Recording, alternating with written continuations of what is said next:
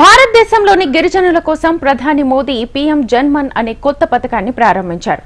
ఈ సందర్భంగా ఆయన గిరిజనులతో వీడియో కాన్ఫరెన్స్ ద్వారా సమావేశమయ్యారు. చెంచుల అభ్యున్నతికి కేంద్ర ప్రభుత్వం ప్రవేశపెట్టిన పీఎం జన్మన్ పథకం అమలుపై సమావేశంలో చర్చించారు. పీఎం ప్రారంభించిన కొత్త పథకంలో తొలి విడతలో 100 జిల్లాలను ఎంపిక చేశారు.